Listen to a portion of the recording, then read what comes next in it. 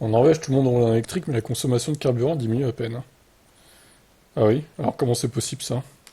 À l'image des US, la Norvège est le pays des extrêmes, des paradoxes. D'un côté, un pays qui cultive son image propre, ses paysages verdoyants, sa volonté de tourner le dos aux véhicules thermiques, et de l'autre, un pays, plutôt une monarchie qui n'aurait pas les moyens dont elle dispose aujourd'hui, ni son niveau de vie sans gaz et pétrole.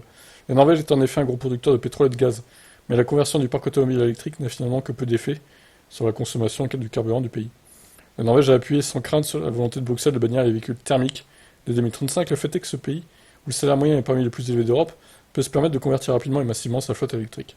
Cocasse pour un pays qui, dans le même temps, a validé pendant l'été plusieurs nouveaux projets majeurs d'exploration et d'extraction de gaz et de pétrole. Une récente étude donc de Rystad Energy montre que le niveau de consommation des gaz et autres sans plomb est linéaire depuis des années et ne bouge que très peu, tout au plus si la baisse a été un peu moins de 10% entre 2016 et 2023, alors que l'électrique explosait en Norvège. Quel enseignement en tirer que si la voiture particulière a un rôle évident dans la consommation de carburant pétrolier, elle ne peut pas faire de miracle seule. Le fait que la consommation de pétrole ne baisse pas en Norvège est directement lié à la consommation des transports lourds, camions, bateaux, bus et utilitaires, qui sont encore en totalité ou presque moteur diesel ou essence. Ouais, bah il manque plus que tout ça à convertir maintenant, hein. Camions, bateaux, bus, etc. quoi. Et là, ça va descendre la consommation. Bon, bah à voir s'ils vont s'y mettre ou pas, du coup. Qu'en pensez-vous?